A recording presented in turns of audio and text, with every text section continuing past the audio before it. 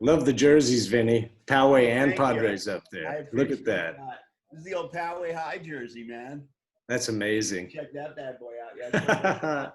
Yeah, my Quarryman jersey long ago bit the dust, unfortunately. So I don't imagine you have yours all the time. No, it's the cheapskate quality that we went with in those days. Actually, I thought they were kick-ass uniforms personally. They were kick-ass. They looked sharp. The logo was cool, man. We'll talk about it. We got to talk about the cool. Yeah. So. Yeah, you know, that was I think that was the old Cave Beat Records logo that I just stole for the Quarrymen. Exactly. Exactly. Little Captain Caveman dude on the bat, man. It was perfect. Plus, it had the rock and roll, connotation, because if you knew rock and roll, you knew who the Quarrymen were. Yeah. And it had the Poway connotation of being the Cave Beat Quarryman too from North Pole Studios. Look at the tie-ins. Always tying it in. Okay, we are about to go live, gents. So silent on the set, please. And we'll get going here. All right, let's see. Awesome.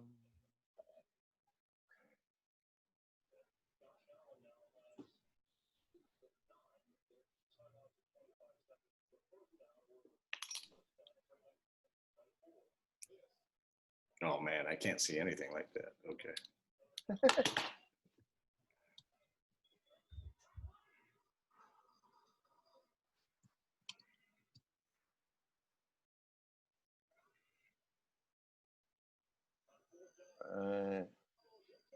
Let's see.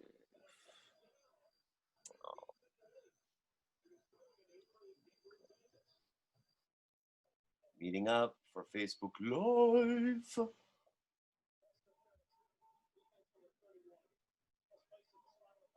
Okay,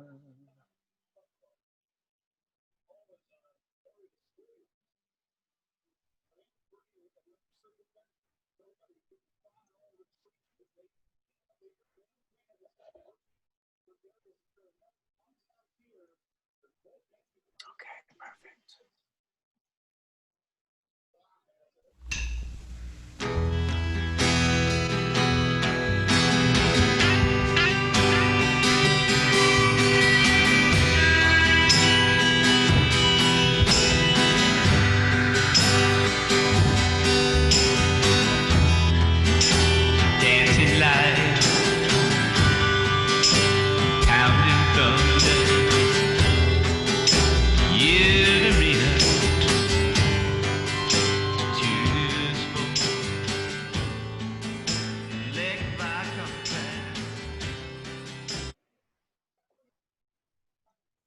Good afternoon, and thank you for joining us on the Sunday Spin. I'm Vinny G, and as always, I have my co-host with me, Glenn Murrell. How are you tonight, Glenn? I'm doing excellent. All right, fabulous. Nice to see you there. Love the records in the background. We have a very special guest tonight. All the way from Berlin, Germany, we have our friend Fez Wrecker, a musical icon from the 6'4", San Diego, played in many bands. His story is immaculate. You know it. I'm proud to say that he's one of my very best friends. Love the man like a brother. We couldn't be happier to see you. Fez, you look fabulous. How are you? Thanks, man. I feel fabulous, and I'm super stoked to be hanging here with you guys, man. Like I was saying earlier, it's probably been at least 20 years since the three of us were in the same room together, and this just warms my heart.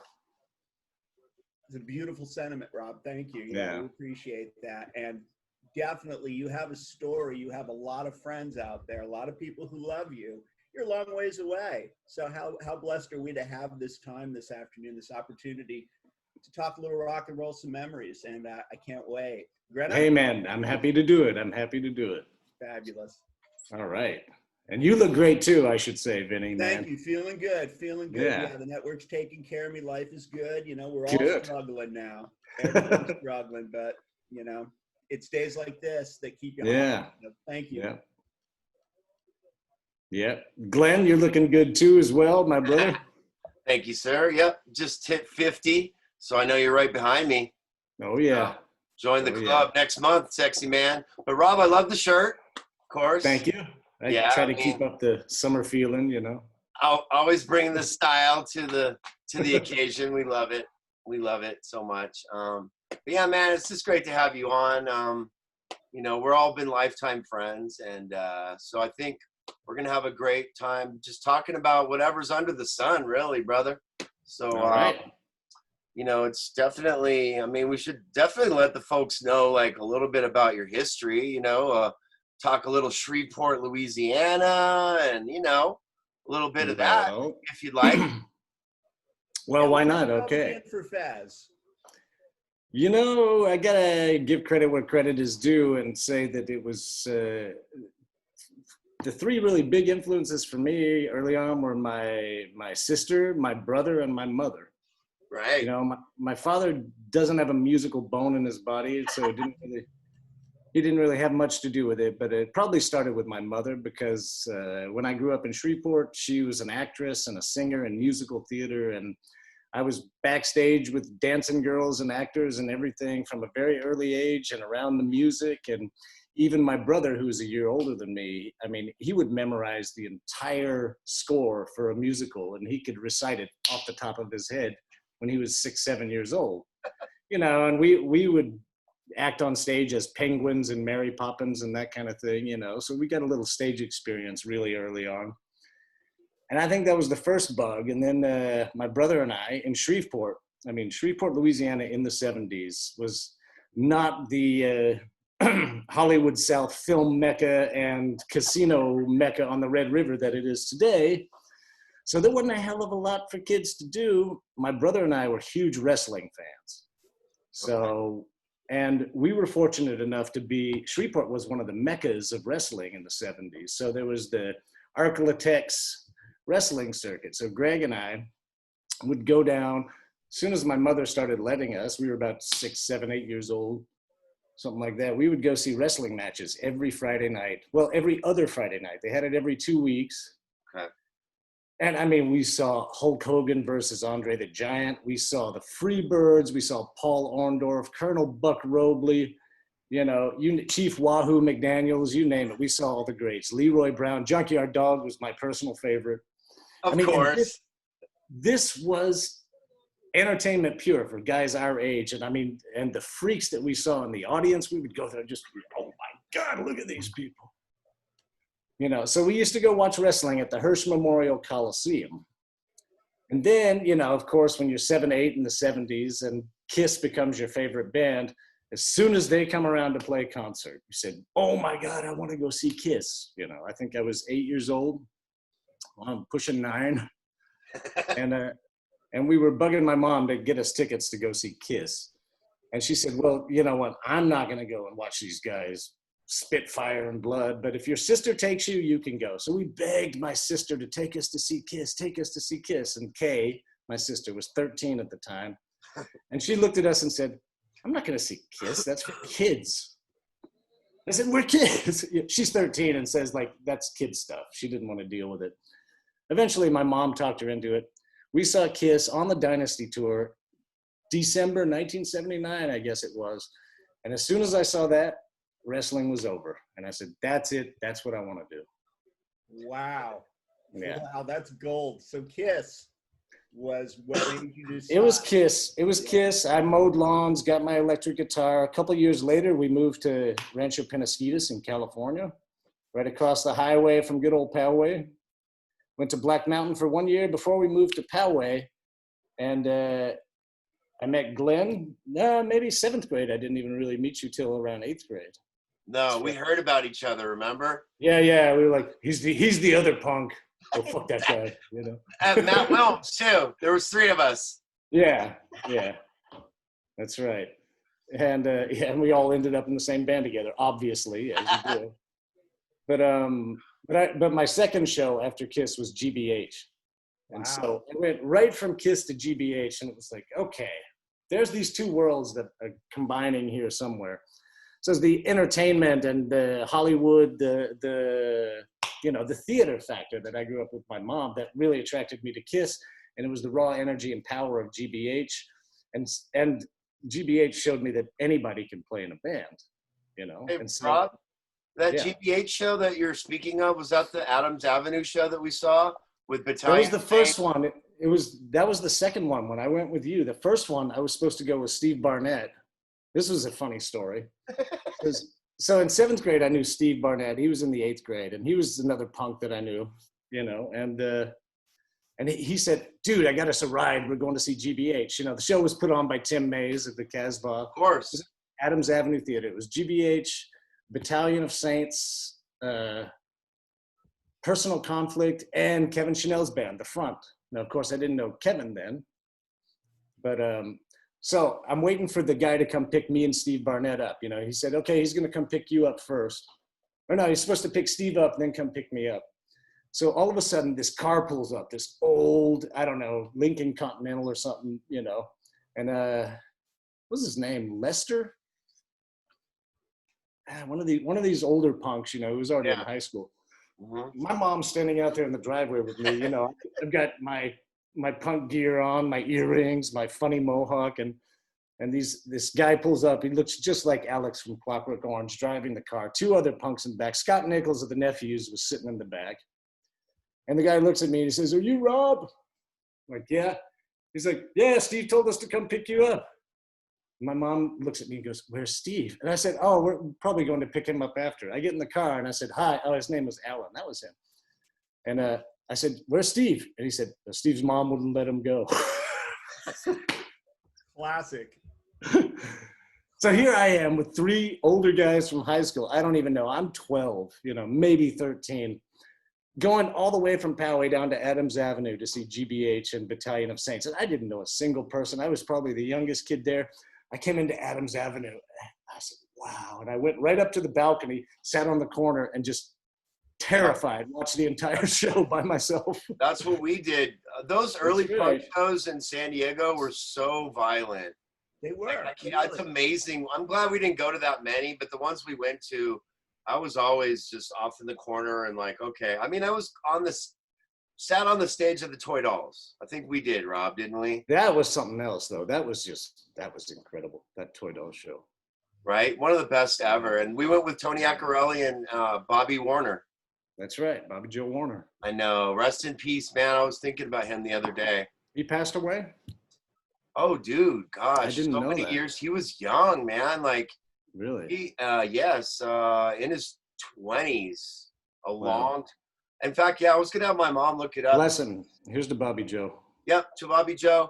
It's something that, you know, it was Tony Accarelli. Tony was his best friend, so it's something that I just don't want to really. Oh, Tony. So what year was that? But you and I played with Tony and Bobby Joe in Tony's garage, and we played like Joy Division songs or something, and Bobby was singing, wasn't he? Or was that Paul Pisker? One of those guys. You remember playing with Tony? Wasn't there wasn't Brian Curvin a part of Curvin.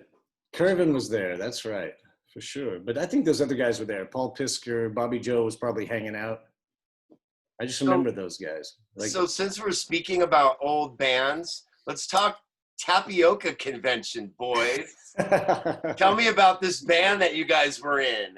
But if Fez would kind of start, I'm real curious because the subject was breached last week.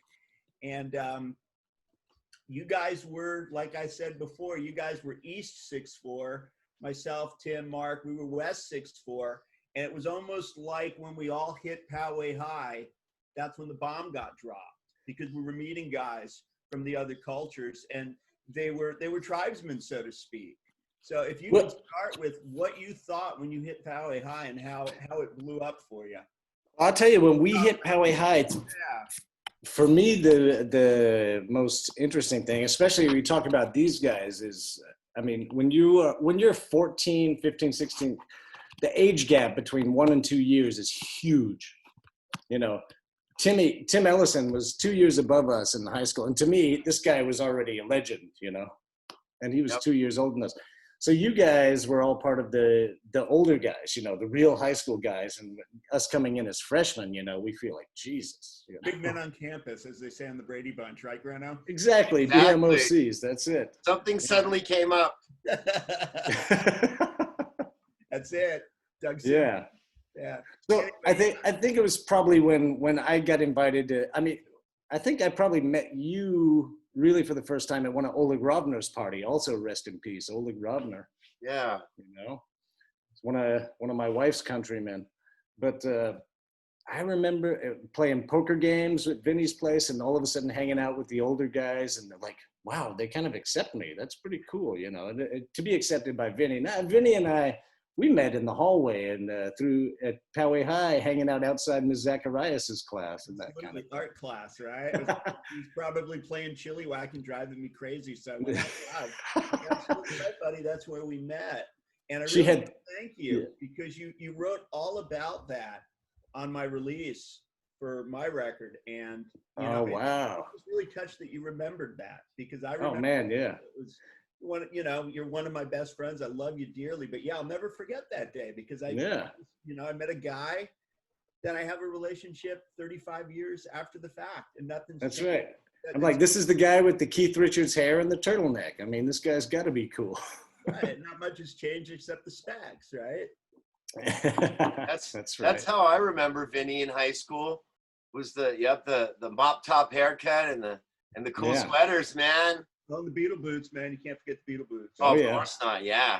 Absolutely. Yes, sir. You guys have the style motif. Yeah, you know, and that's the same with me. I can't go outside without wearing Beetle boots these days still, you know. You know what I miss? Are desert boots, Rob. Yeah. I miss desert. That was my thing. That was your thing. That and the Hush Puppies. I had Beetle boots, but they were tough. They were like kind of crushed the feet because I have wide toes. So the desert boots, man, Chris Marsteller turned me onto that. Chris, we're going to have him on in a few weeks.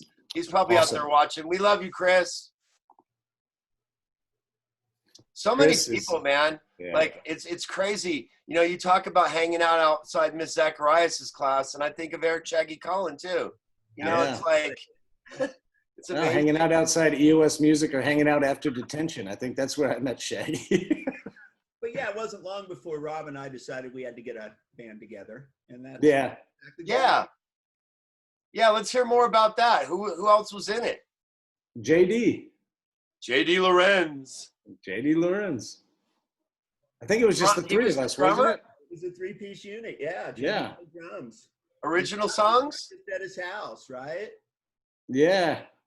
I think we had all of 3 practices, but nevertheless, it was legendary. Rob, did you guys do Twist and Shake? No, we did not.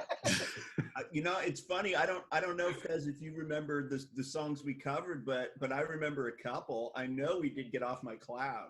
That for sure, yeah. We did that. It was epic. And I think we did Traveling Band, which, you know, I still do now. Wow. Many years after the fact, right? But yeah, I was playing bass and you were guitar. And it was fun while it lasted, but something suddenly came up, right? You got from another band. Did you guys ever do bands? What about a boombox demo or something, man? Long gone. Long gone. Yeah, you know, the memories are probably far better than it would have sounded too. Yeah, no doubt. The sights, the sounds, the smells. Yeah. But the fun was for sure. Yeah. But where did it lead? What was the next band? What was the next band? It was it was a sort of an expansion, right? It was like the banana tapioca convention. No. I mean, after you moved on, you with your brother started a pretty big San Diego band. I'd like to hear about. Which one? Outrage? Iron Butterfly? Rat? Gary Puckett and the Union Gap? I don't know. No, this will piss people off. Stone Temple Pilots. They're not from San Diego. They're not from San Diego. Like, who cares where they're from? Man, I got to hear the Outrage story, brother. Well, Outrage actually was my first band. I think when we did the Tapioca convention, I was already moonlighting. Yeah, you And that probably were, yeah. that may have been one of the reasons, I could have had pressure from Glenn at that time. You never know. Well, artistic. Rage. Wasn't that a DC band? Now, Outrage was that started in '83, but Outrage was great because Glenn and I had just become friends, and he said he's a drummer. I said, man, I want to start a band. I said I want to play guitar, bass, and he said I know a guitar player, this guy named Rob Nefke. And I said, is he good? And he said, fuck yeah, he's good. He can play Stairway to Heaven, and he can play blues. I said, well, then I guess I'm the bass player. And as Frank Zappa says, most bass players are failed guitar players. And, bass players are default bass players. Like, you want to be in a band, you're not sure what to do, your bass. Danny Bonaducci. Yeah. So, and that began besides Gene Simmons, that was my love affair with the bass. And, at that point, it was perfect. And then we started this 3-piece. Then Rob's little brother was singing for us a little bit. Then we got Matt Wilms in. And then, one thing led to another. Aaron and Chris joined, and we became a 5-piece. We had Jeff Berkeley in there at one point or another because he had a car. So that's how he got. That's right, baby. Sometimes we love you, Jeff. And how well you played. Yeah. Yeah. At that age. Yeah. And so Outrage, we all through high school, Outrage was around even after high school a couple of years, and up in Sonoma County, it was a really great developing band. And as friends, just growing up as teenagers and growing up in life together and writing songs together, I mean, wow, what an experience, Everybody should have an opportunity to do something like that. Nowadays, kids just record music on their Macs, which is fine, but the camaraderie of getting stuck in a garage and doing all this stuff together, man, that's something else. Well, you're a ball player, Rob, and you have the ball player's mentality, just like I do, just like Greno does. Yeah. Little League, sure. Yeah. What you Wow. These are a couple of shots from Shaggy's book. Yes. That's a great. I got to see a preview of that recently. That really, really is a beautiful thing. There's Rob, you guys, and then the beautiful Chris Marsteller as well. Yeah, the two handsome guys in the band. Oh, no, wait, Aaron was handsome in those. Yeah, Aaron was, come on. Jesus.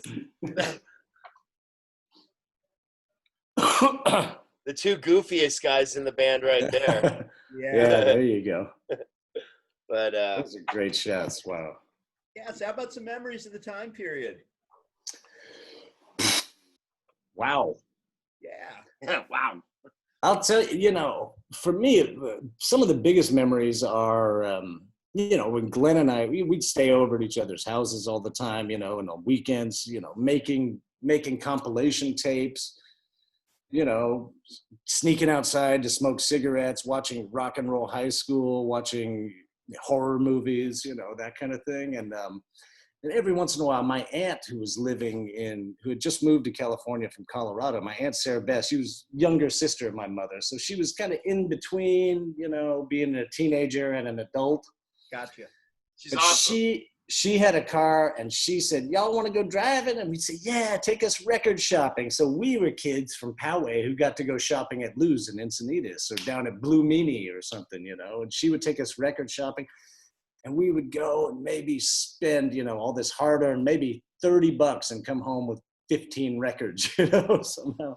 Sure. I mean, that's where, I remember going from being in our punk phase and really buying some cool punk records. And then Glenn and I especially were big fans of Maximum Rock and Roll magazine. And we got this issue number 8, I think it was, yes, when sir. It came out. And it was all about the history of punk, 60s garage punk. And we were blown away because all of a sudden this magazine we'd been reading had stuff about bands that were already 20 years gone that we'd never heard of before.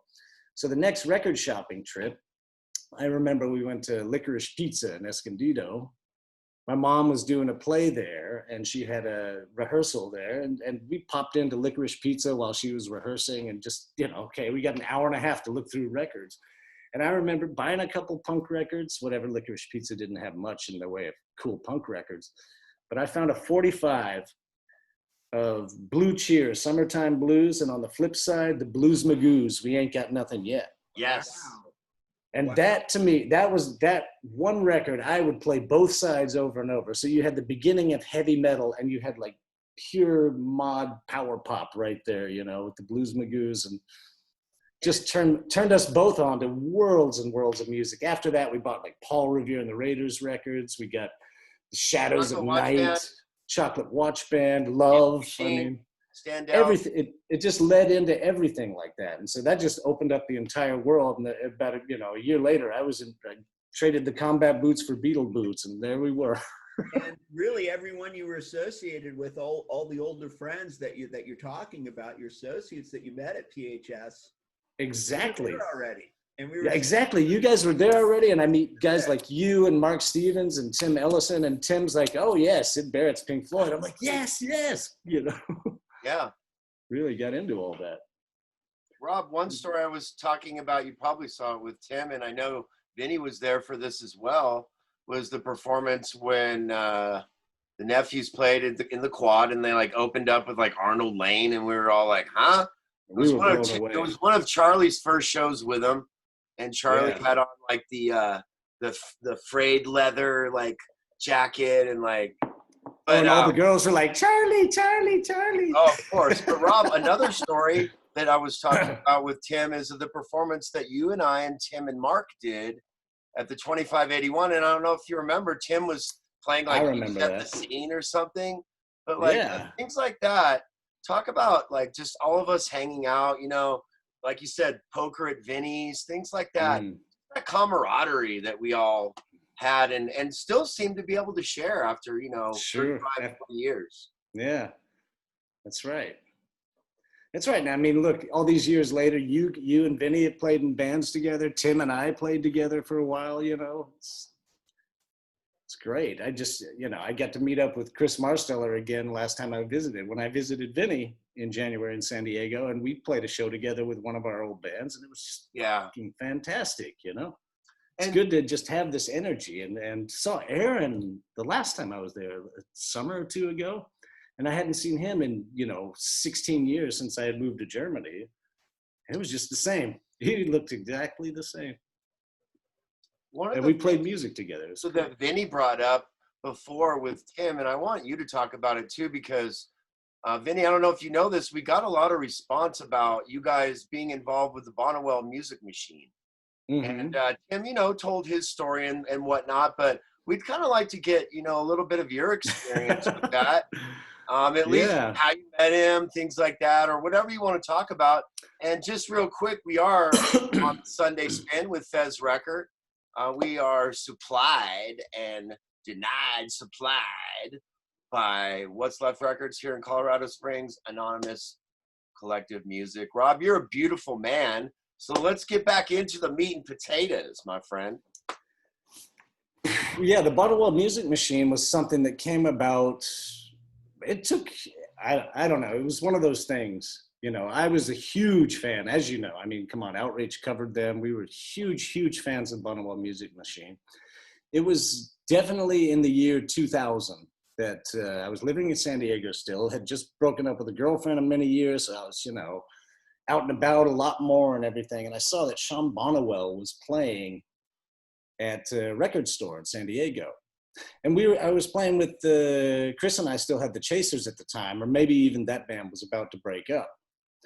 But I went to see Sean Bonnewell, play at the store. Of course, I had heard, hey, this guy's gone born again Christian. Whatever happened to him throughout the 80s, nobody knew what had happened to him. And we've got this 80s compilation from Rhino Records, Best of the Music Machine, which is still my favorite Music Machine record.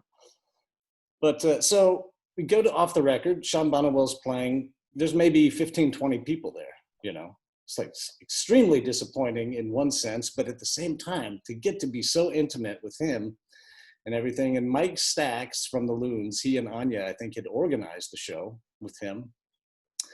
And of the 15 people there, Rudy Protrudy was there, the Fuzz Tones, And so after the show, just talking with Sean a little bit and talking with Mike, who I knew, and Rudy, who I had just met. And Mike said, hey, Fez, we are going with Sean and Rudy and everyone down to this brew house to go get some dinner. You want to join us, And so I said, of course I'm going to join you. And, we ended up, you know, just having dinner and having some beers and everything. All of us got to know all these guys a little bit. You know, I knew Mike Stacks pretty well. I knew his girl, Anya.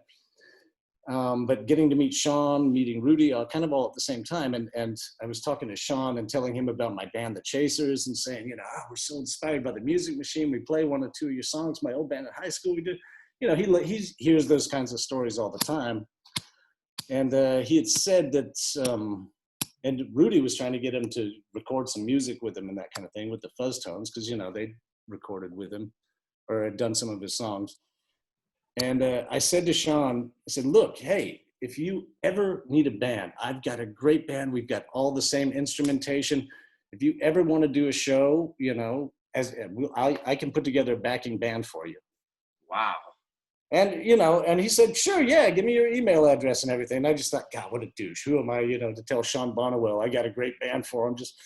And Fez Wrecker, that's who. Yeah, that's what I said. All right, you know, and I was using the name Fez Wrecker already then, but nevertheless, I think it was within a year. Within a year, all of a sudden, I came home and got this email and it said Sean Bonnewell, and I opened it up, and he said, "Hey, if you're serious," he said, "I've got a, you know, I've been asked to play a festival in LA, so if you really want to put the band together, I'll bring Ron Edgar down, the drummer of the Music Machine, and you know, let me know what you got." I said, "Are you kidding me?" You know, and so one thing led to another. I organized the guys in the band, got everyone together. Chris Marsteller, Aaron McKay, you know, it was basically Outrage minus Glenn. I would have asked Glenn to do it, but he was bringing along the original drummer, Ron Edgar, you know. So what are you going to do? And my ex-wife at the time, who was playing keyboards, and she was an organist and huge fan of the Music Machine too, so she was on board. So we put together this band, and Ron Edgar, I'll tell you, in the rehearsal space, took us all back to school. We thought we had learned these songs perfectly. We thought we had all the feels down and everything. Some of the songs, they were really surprised that we learned. They're like, "Oh my God, you want to do that song? Okay," you know. But every time, and Ron would just say, no, wrong, you're wrong with this, you got to do that. I mean, he's an incredible jazz drummer. So he took us back to school. And the song that we had to work on the most, oddly enough, was Talk Talk, because Interesting. Yeah. But I can see to me, that was, okay, that's the easy one, blah, blah, let's do the rest. And once it came down to Talk Talk, he's like, no, you're on the wrong feel. You're on the wrong side of the beat. You've got to be, it's like, it's not dan, dan, dan, dan, dan. It's actually dan, dan, dan, dan, dan, dan, dan, dan. So you have to think of it. We really turned around the thinking on it so that we could nail it right. And wow, it was a lesson. So anyway, to make a short story long, it goes, we did the show in LA. It was pretty good. It was pretty good. It wasn't great. We did the best we could. We pulled off some numbers that we really thought would be cool. But anyway, what ended up happening a couple years later, after I moved to Berlin, we got the bug in our ass to ask Sean to come over there, and we put a band together for him again. But, you know, there's all this renewed interest. Come on, Sean, you've never been to Europe. All you have to do is get a passport and we'll take care of everything else. And eventually he agreed, and we did. And I was trying to get the musicians together. I even asked Glenn this time because Ron had already just, you know, he'd had enough. He was moving on in his life, and he passed away a few years ago, rest his soul, as did Sean. And was trying to get Chris Marsteller to come back on board. I had another guitar player here who was already set for it. And then when Chris wouldn't come, I said, you know, what about Timmy? Call up Tim Ellison. And Tim had just had a baby. So I think his girl, Lucy, was maybe not even a year old or something. So he was actually very reluctant to come, but also at the same time didn't want to pass up the opportunity. Sure. So guys, he jumped on it and came out, and then we did the tour, and that was it. Guys, we have a special guest joining us. I see this guy. Am I too early? Yes, but that's what she said. I'm not going to deny you. I was actually I was testing the system, and I was hearing Rob's story. And thank you, Rob. I've been wondering for years kind of how the whole thing came together with Bonnewell and Protrudy and all that. And yeah. I'm glad I came in right at the right time because you told me. Ladies and gentlemen, let's introduce Kevin Chanel. How you doing, everybody? KFC. How you doing, man? Bass player extraordinaire. Well, you're much too kind. Musical instrumentalist bass player, too. extraordinaire. Yeah, don't forget ball player extraordinaire. Oh, Come of course. on. We're all ball players here. Funny 'cause Rob and I were always like rival first baseman and rival ball player. Yeah, we wanted to be rivals, and then we had to end up being on the same team. We ended up starting a team. That was the That's best right. part. Yeah. Like, we're base, we're first base. Hey, there's this whole rock and roll baseball analogy. What's going on with that? It works, man. I swear to God. You know, I It will does, fight yeah. anybody. The bass player is the first baseman.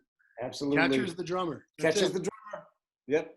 And the pitcher is the lead singer, and third baseman and center field are the lead guitarists. You know. I always thought it was like first baseman, center field, or I'm sorry, third baseman, center field, or third baseman, shortstop, or some combination of those, right?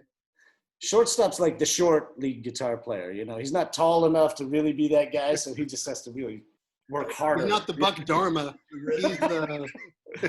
He's more the Bucky Dent. There you go. Oh, Bucky geez. fucking Dent. Yes, absolutely. Oh, boy. Hey, So, man. Wow. What a treat. Kevin, it's great to see you. Yeah, it's great to see you as well. I'm going to try and find some place where the light's less forgiving and not showing the fact that I've been sweating over a hot stove all day. That is a great looking flat there, Kevin. Look at that. Yeah. Look at that. Oh, hey, check it wallpaper. out. Let me show you the living room real quick.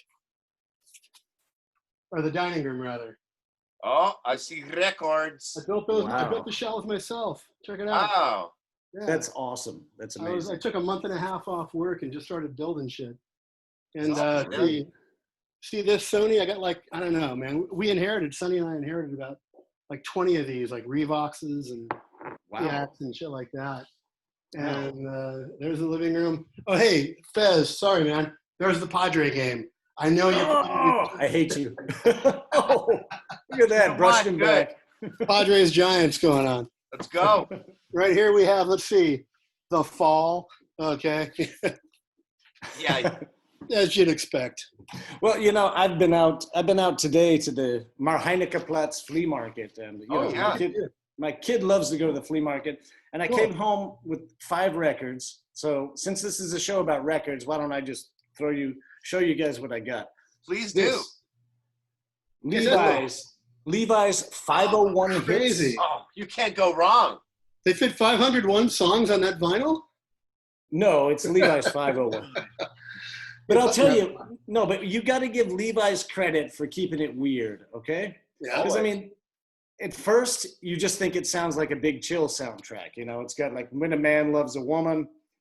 It's got I Heard It Through the Grapevine, and you're like, oh, come on. All of a sudden, you've got Steve Miller Band, The Joker. You've got Muddy Waters doing Manish Boy. And then you've got 20th Century Boy by T-Rex. Yeah, cool. And then Should I Stay or Should I Go by The Clash, Crazy. which comes right after Come On Everybody by Eddie Cochran. I mean, Wow. weird, right? That's a hell of a comp, actually. That's pretty good. That's not a bad comp. That's not bad So, at all. you know, okay, number 2, I couldn't resist this. Oh. Unified City This- Hall. Made in Bulgaria, and it's down here, the small print is in Cyrillic, but the rest of it, I mean, it's got classics. It's Well, you got- know, the Bulgarian pressing always had a lot more deep groove than the Siberian pressing. yeah, and it's paper. It's pure paper. Right. It's not glossy at all. It's matte, you know. So It's like those I love it. Thai pressings from the 60s.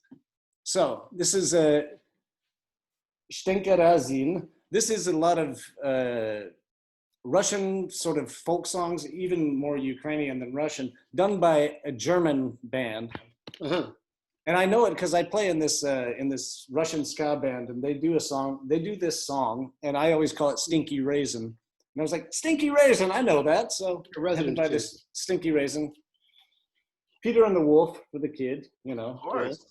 Who doesn't need that? I And then a raised my nice- kid on that thing. A nice Louis Armstrong on East German Amiga records. Amiga. Amiga. We never So- did to, was it Alan McGee or whatever? Pop tones, right? Yeah. That's Hey, some bitch. Hey, speaking of, If Johnny von Passenheim had just had his shit together and copyrighted that for us, I we would be 100 airs right now. I blame him for everything. I do. Good. We had to. you Just guys as a- tell That's what them, lawyers are I for. know, and Vinny knows, tell the people what the heck, since we have you both, what the heck Pop Tones was, And while you do that, I'm gonna go grab a couple Pop Tones releases. Oh, look at you. So tell Good work. people what was Pop Tones? It's a great song. Grab by a couple Gael. Pop Tones releases. Isn't that a euphemism for taking a bong hit?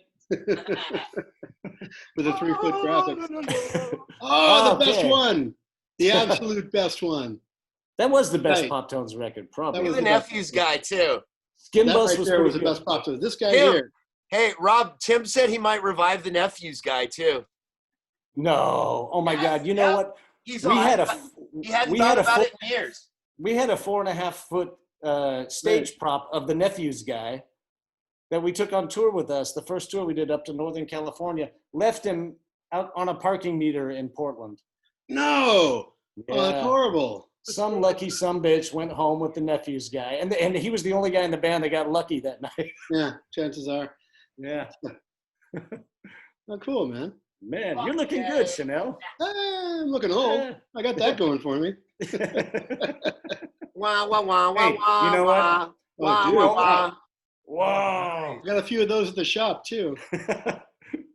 With The only homemade old cover. ones, Every Kevin. cover is unique on that one.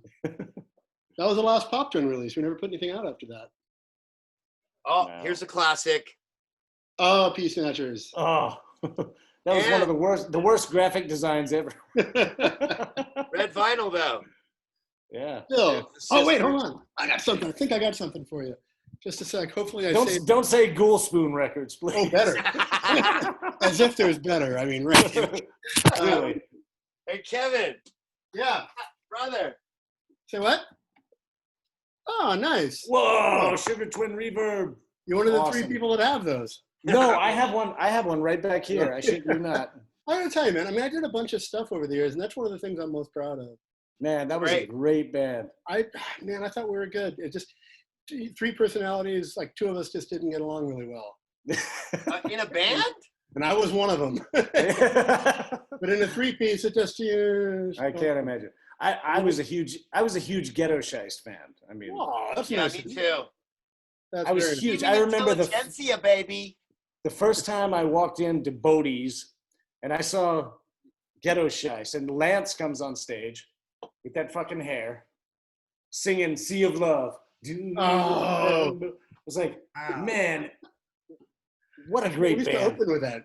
They come out opening with "Sea of Love," and "Sea of Love" has this great connection with Shreveport, Louisiana, too. You know, the original go. version. Oh, Yeah. Shreveport will always have a song in my heart for sure. I do love Shreveport. Just like Berlin, I remember you used to always talk about Berlin and the Soul Brothers tour there. You told that story over and over. What a great time you had. It was I have always a in lot the of back of stories. my. It was always in the back of my head when I visited Berlin the first time. I'm like, Kevin Chanel speaks of this town, and I loved Man. Berlin, man. I want to go was back. mind-blowing. That was before the wall went down too. So Yeah, I yeah, really yeah. want to see it. You know, I haven't seen Yeah. it since the wall came down. and Yeah. now it's just a hipster town, but you know, it's still great. Don't get me wrong. The one thing I remember talking about was that me and Paul, the other Soul Brother guy, we stayed not only half a block from where that really cool scene in Wings of Desire takes place, when he's sitting in the chair in the field and it goes around, Mhm. the camera yeah. goes around right next to the wall. We were staying right there, but also down the street, actually would be up the street about a block, was Hansa Tone Studio. Yeah, yeah. Hansa Tone Studio, with, Hansa Tone Studio. the mighty Conrad Plank. Yeah. It was like we walked by, it's like, wait, huh? It's like just a little tiny plaque on a door, you know. That was it. Yeah, but they've moved a couple times. They still exist, but now they're in somewhere totally different. And yeah, Are they in some Berlin friends of still mine- or elsewhere? Are they what? Are they still in Berlin or elsewhere? Yeah, sure. cool. No, they're different parts of Berlin. They've moved around. They're kind of, yeah. Is it like most other towns like San Diego, LA, San Francisco, where the cool part of town moves around? No, no. Actually, I mean, the neighborhoods in Berlin all have their own character, but Berlin is just constantly evolving. It's been an evolving city. It changes That's what I was every. thinking, yeah. You go on holiday for 3 weeks, you come back.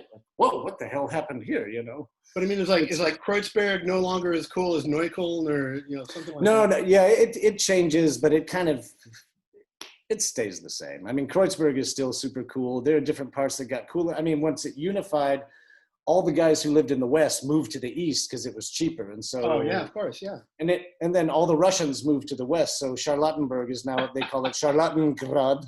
You Where'd know? the Turks move? They still live in Neukölln and Kreuzberg, you know, and now Moabit in the north, and you know, they're everywhere now. It's crazy. It's crazy. Well, so East Berlin must be really like hopping and, you know, gentrified and all that, right? The gentrification has taken a lot longer than everyone thought it would. It's really happened a lot in the last 5 years. But I mean, 15 years ago, they were saying, "Oh, this is getting bad." I'm like, "Are you kidding me? Look, you can still live on $300 a month here. Are you crazy?" Oh my You know, God. that's changed. That's changed considerably. But it's still a city that you can afford to live as an artist, and that's what attracts all the artists here, and that's why it's such a bizarre city. You know? Attracted Bowie and Iggy to go there as well. Yeah, among many. I mean, fucking Mark Hollis was considering moving here before he passed away, and you know who lives here now. I met Lou Bega at a club. Okay, and he's been living here for 20 years. You know, Mambo Number 5, Lou Bega. We partied together. That song always. Well, here's a funny thing. That song always holds a spot in me and my wife, me and Sonny's heart, because when we went on our honeymoon in '99, that's how I always know that song came out in '99. We went to Bali and for our honeymoon. So we were there for like a week and a half. And it was during the time when the East Timor struggle was going on, when they were like fighting for their independence. So there was like bombings and shit. And they had finally, you know, all those islands on the east side of Indonesia had finally like met strife for the first time. Yeah. And so all that was going on. And so all the embassies were like sending out messages, any Americans that are here, you need to understand what's going on. And so basically we were like locked in this extremely nice Hyatt hotel on Jimbaran Bay in Bali, just watching the two channels you could get, which was like an Indonesian movie and MTV Asia. Yeah. And Lou Bega was like, I swear to God, every 5 I got to know every move. I got to know the dance steps that go with it, the changing of the hat to the white to the black. Yeah. That's why I did this. Where he does that with his ear, he does. Yeah, I knew all that stuff.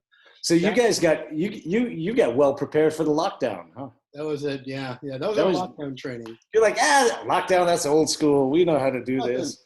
That's why that stuff is leading the league in America with low output.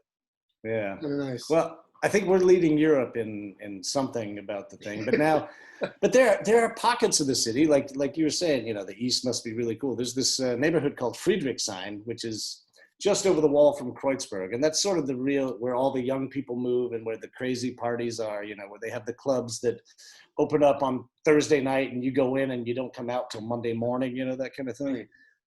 You know, but this part of town now is the hot spot, and they were saying, you know, a COVID hotspot, and so they were starting to want to shut down restaurants and everything again. They're saying these young people just don't really get it. They started going out and partying again. I had a gig there on Saturday, and Friday we had to cancel because of these fucktards. Fuck, man. And it was like, finally, I'm going to be on stage again after all this time. I got a little gig. It's canceled. Oh shit. I'm sorry, man. Your apologies accepted. But I appreciate the joke. That's American. There are too many Americans there. That was a problem. It's really happened, you know. Real quick, I'll be right back. It's funny that you say that. Last time that Rocket from the Crypt had a reunion tour and played through Berlin. It was a few years ago. They came here, and I went to see the show with King Khan, or I ended up hanging out with him. You know, we're partying and watching the show. And the first thing John Reese Swami says when he gets on stage is like, Berlin, you guys got to take your city back. Don't let all these Americans move in here. Like, what's wrong with you? Yeah, well spoken, John. Fuck, he's right. I was like, but I was here before them. Yes, you were. I screwed up. I was trying to always find a the Scott trendsetter. Come Jacoby on. album. Yeah, you know, but nobody cares. I was trying to find my Scott Jacoby album. I have the Scott Jacoby album. I had it sitting there in my record collection for so long, and I put it somewhere. I have no idea where I put it, but Chanel, I really like your wallpaper in your hallway. What was that? It was this green thing going on. What's that? That's my wife was trying to make the breakfast. This is the breakfast mix. Those dishes there and stuff. And the Star Wars. Wow! Props to Sunny on her wallpaper choice. Sunny designed the whole thing, man. Sunny's a badass. She's Yeah, actually well- right now. She's working on a book. I get to take credit for the flamingos here in our hallway. Nice. Oh, Yeah. wait, Very nice. Yeah, Rob. Beauty. the 7-inch I like wall. that banjo too. You like that banjo? It's an Irish tenor banjo. It's a 4-string. I traded it for a crappy mandolin. I traded away a crappy mandolin for a crappy banjo. But when I've got a 3-year-old. For those of you watching, if anyone watches this, that I got a 3-year-old. I mean, okay, you've got some viewers. Hey, we have at least 3, right, man? Hey, that's all it takes. So I got a 3-year-old, and anytime I want to get him to do something, I threaten him with playing the banjo. So, you don't do it, I'm going to play bike, you know? Rob, at this point, as much as I want to meet your son, and you know I do, I want to watch Uncle Greg and your son interact. Oh my God.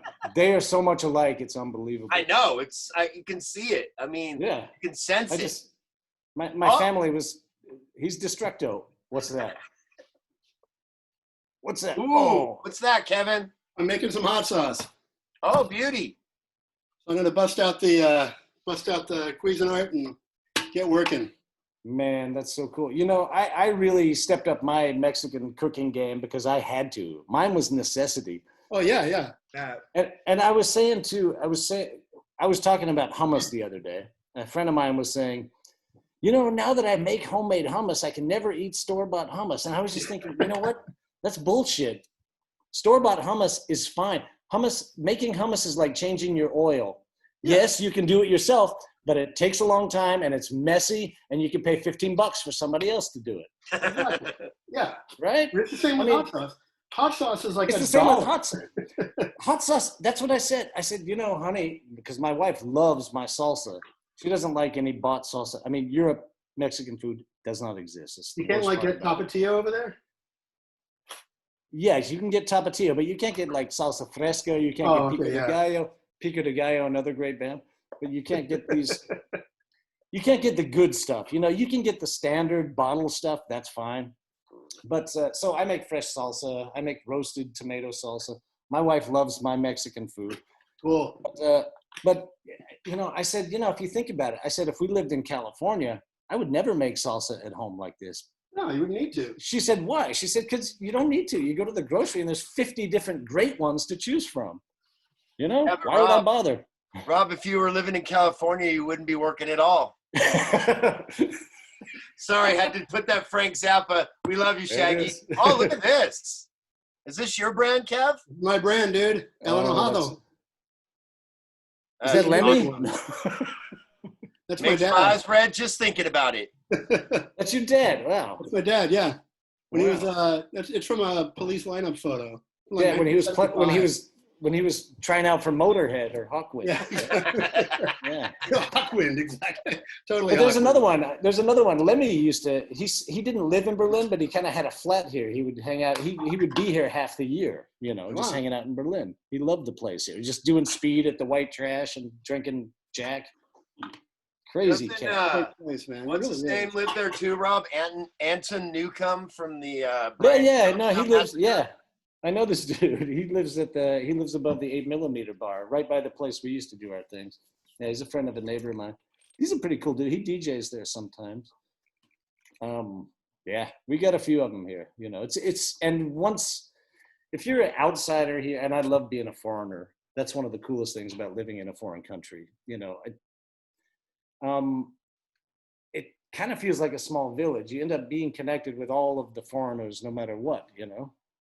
Yeah. So Cool. I guess I'm one of them. I'm Well, one of when them you crazy. find a peer But group I'm not and one all of- that stuff, right? But I learned the freaking language. You know, I'm not like one of these guys that say, "Why don't you speak German?" You know? You Yeah, have to speak. Visa. Rob, Now you don't have to. Now you have to speak English in Berlin. It's crazy. There are some people at cafes in Mitte who don't speak a word of German. They're like, "I'm sorry, you have to speak English." Rob, you've always had a penchant for language, though, sir. Come on, Mr. Easter's 10th grade Spanish class. Come on, baby. I'm good at butchering it and faking it very well. That's the best thing. That's the same, isn't it? It is. It really is. Once I learned how to make a policeman laugh in German, I said, I have arrived. This is it. You They're the know, hardest nut to crack. I was running a bar a few years ago. So friends of mine opened a bar, the Speakeasy Berlin, and there were kids celebrating their 18th birthday, and young kids had bands. It was awesome. They had this band that was playing these punks. Now they're doing something even better. This is like 10 years ago. But I remember the police came because of the noise, and I, as the owner, had to go out and talk to these policemen. And the policeman said, yeah, you know, in German, they said, there's a lot of, it looks like you've got a lot of underage people in there. You know that the curfew is 12 o'clock if you're under 18. And I said, yeah. And he says, and you know, if they're under 18, they can't be drinking hard alcohol. They can only drink beer and wine. No, not even wine. They can only drink beer. And I said, oh, don't worry. No, they understand the rules, and we understand the rules, and that's happy. Right then, this little like 15-year-old girl with braces like comes out with a gin and tonic in her hand. And it's just like, oh, hi, policeman. And they looked, and they kind of went around the corner. The policeman looks at me like, I said, look, I swear the band's playing one more song, and then they're going to go home. And I said, and we'll make sure that the daddies come and pick up the others. And they just started laughing. And he said, okay, you know what? We really don't want to deal with this. You're responsible. Get them out of here. Whew. My God, I feel like Julie at 2581 or something. Like, what are these kids doing? Oh, boy. Oh, boy. Love these San Diego references. You remember those days? I mean, we were like 15 coming in. She's like, you guys can't really be here. But you know what? You brought a bunch of friends and you're playing music. Come on. Yeah. Yeah, bless her.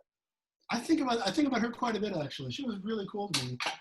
Yeah. Excuse me. She was very nice. I mean, all the time. And like, but she went out of her way because it couldn't have been making money, right? I mean, no. She just really loved it. She just enjoyed doing that. Yeah. So, guys, we've got about 4 minutes left. Now, this format is an hour, but we can do whatever the hell we want because we're Vinny G and Greno. We're doing the Sunday Spin. We're here with Fez Wrecker and the one and only, the illustrious Kevin Chanel. We're in Kevin's kitchen right now, and we're in Rob's living room. Well, actually, it's my kitchen, you know. I'm going to go on mute. Okay. Just so you guys know. I'm going to go on mute because I'm going to drive up the Cuisinart. I got to show you my backsplash. Look at this. Look at this. Oh, damn. Ooh. So, Kevin. We got that in San Diego.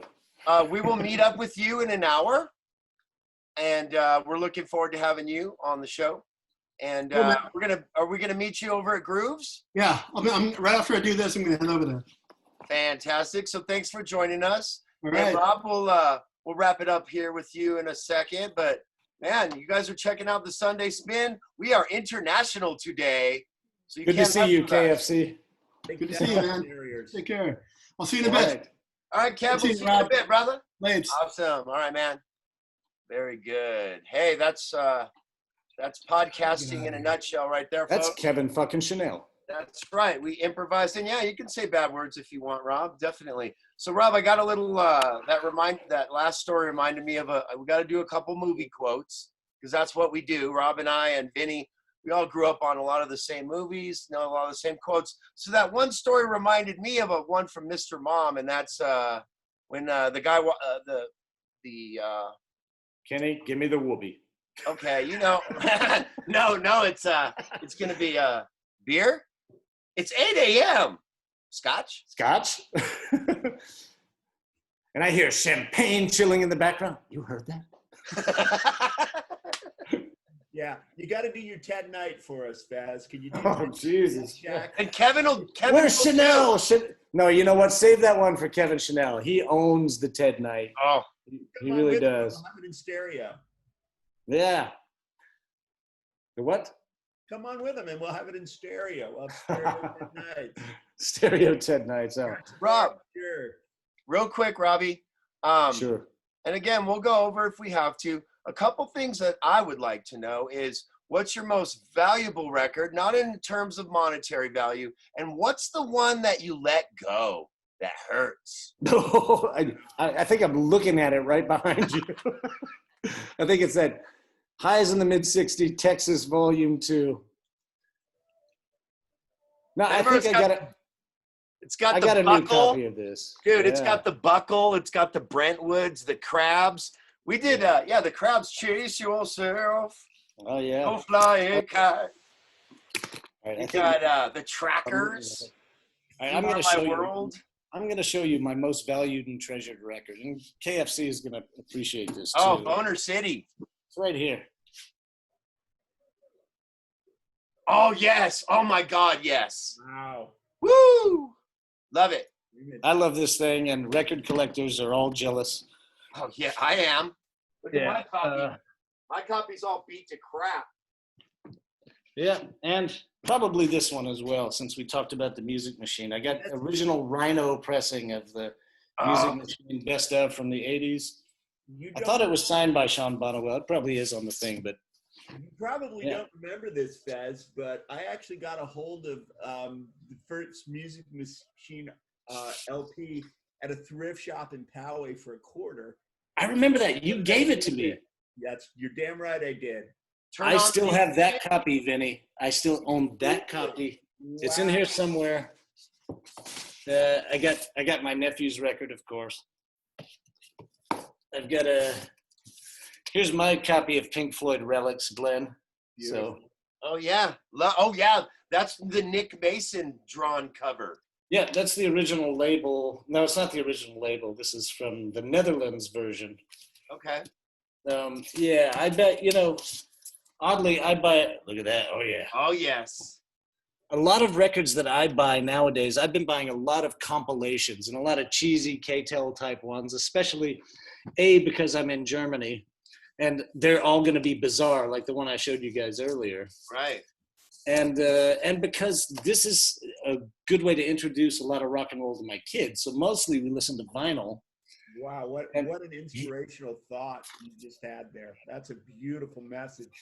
Yeah, because, I thought, am I going to buy every record in the history of rock and roll now to introduce them one after the other? No, you know what? Buy a couple of K-Tel compilations. Let him discover things on this so he can hear Sonny and Cher right next to the Association, and then, have Joe Cocker doing I'll Cry Instead in the same record. And you're like, the other wow. thing you hit on is the cover tunes that they give to these stars or pre-stars even are unreal sometimes.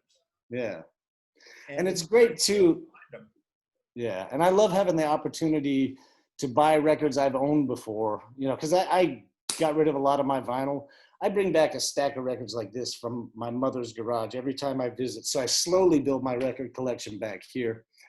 But for me, I'm buying a lot of records I used to own before, but from different labels, from different countries, get some interesting imprints, some interesting orders of songs with certain records.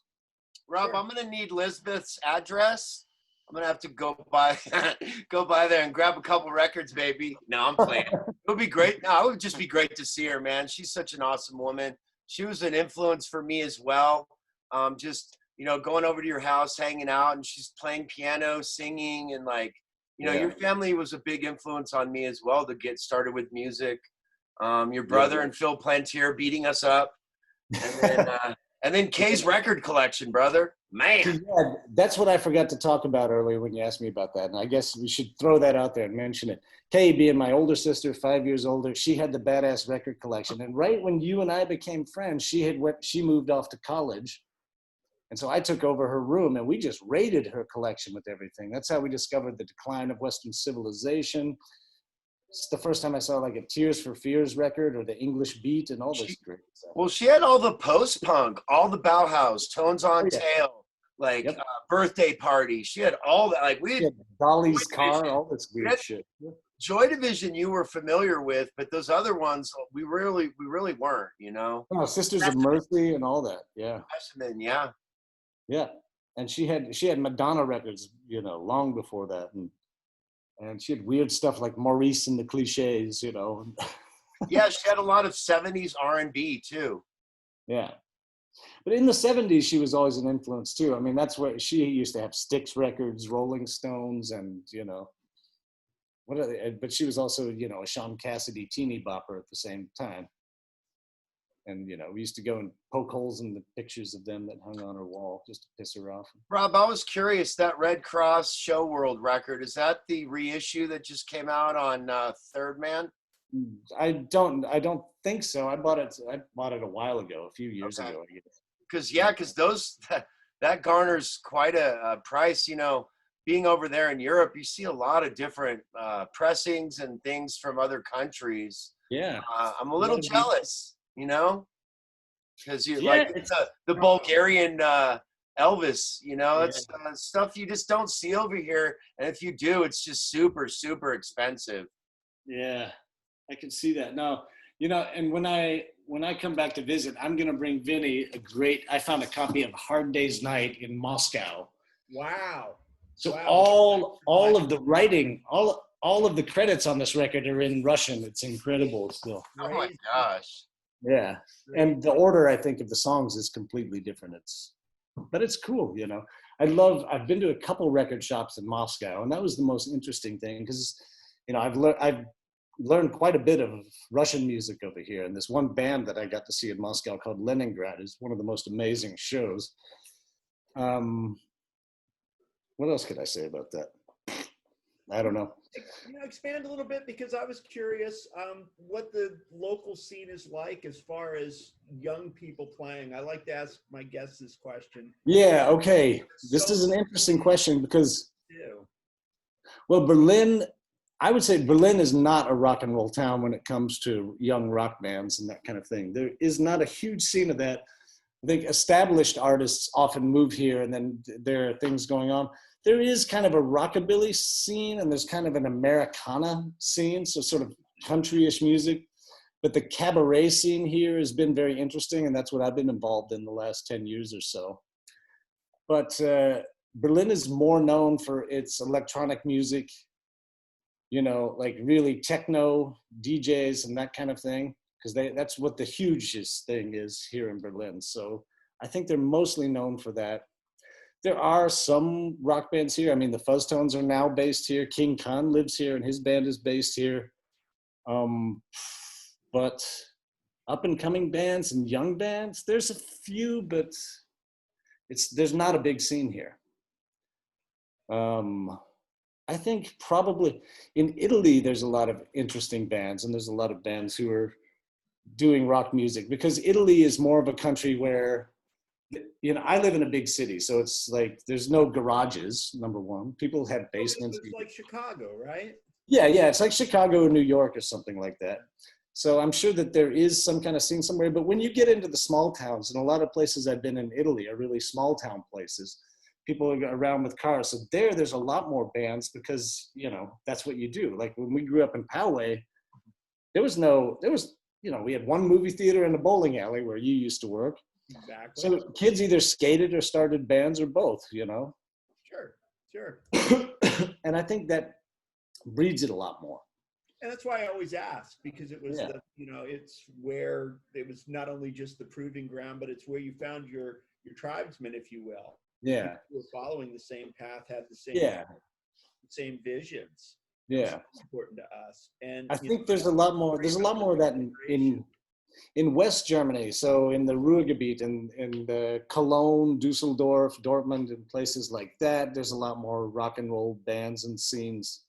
I'm pretty sure. I even have some friends over there. Leighton, the Morlocks, they're based now. You know, they're together again. Leighton lives in Dusseldorf. Yeah, that's cool. Yeah, couple guys I played with in the Fuzztones are now playing in the Morlocks. So I saw Leighton like a year and a half ago or so when they came here.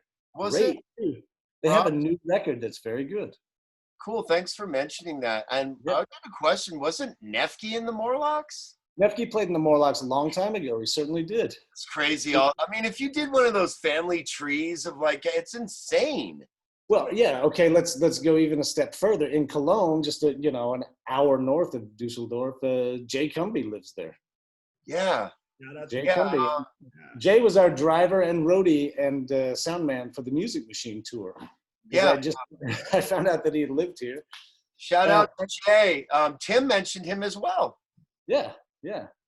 So Frank Volman, Frank the Baptist, is still in Germany, still in Berlin. He moved here probably 2006, somewhere around there.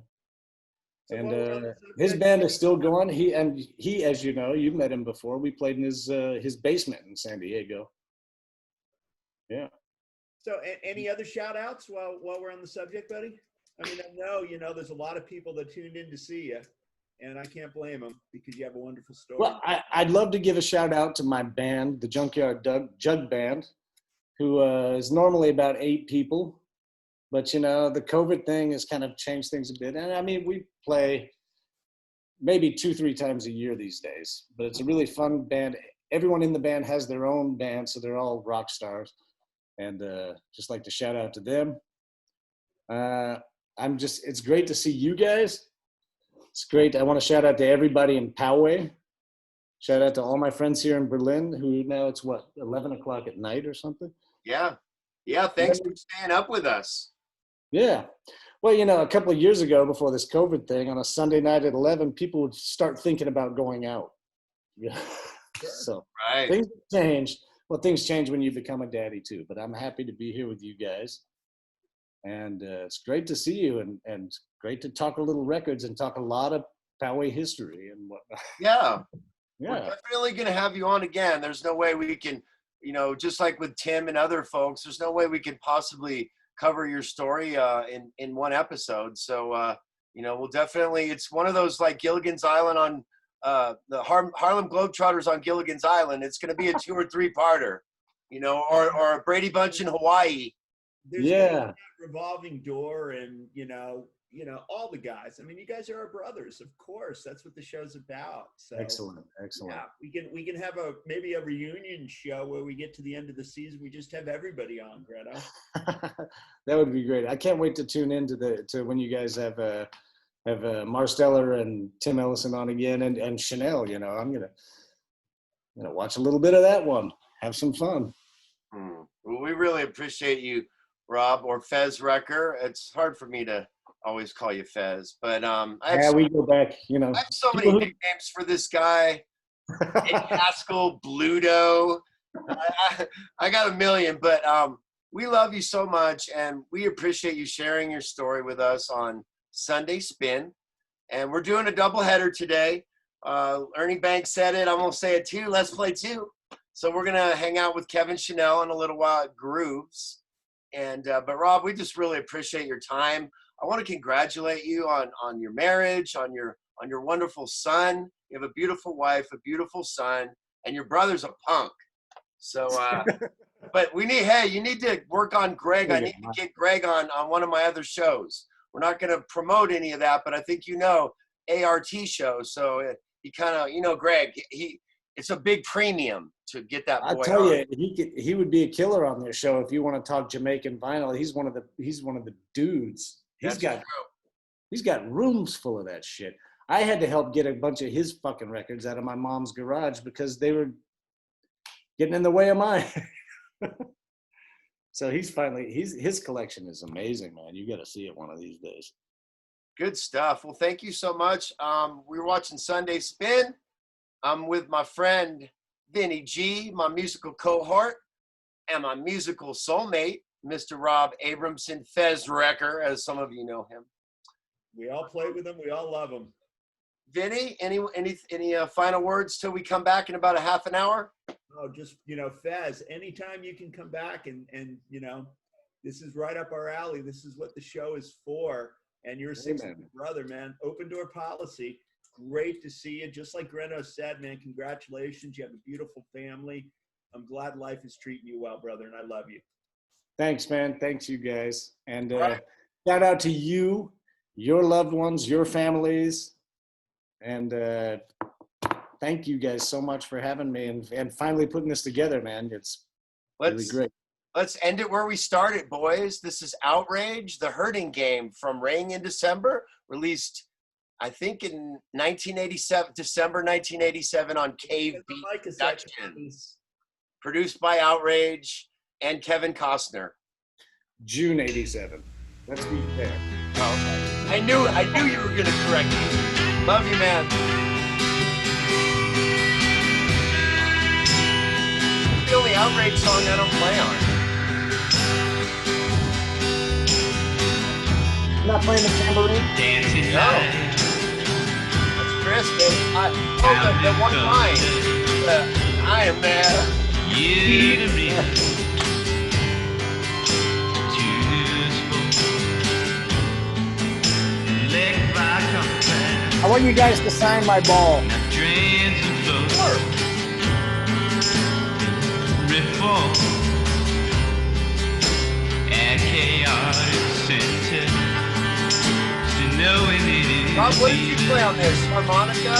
And the mighty call. Electric guitar.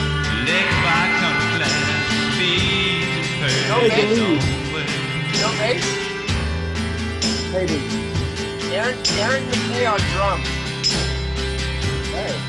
Dong! The Smashers gang, twisted reef of razor blades. Titans gone berserk. That's the quintessential line right there. Titan on berserk. All right, man. Love, you, brother.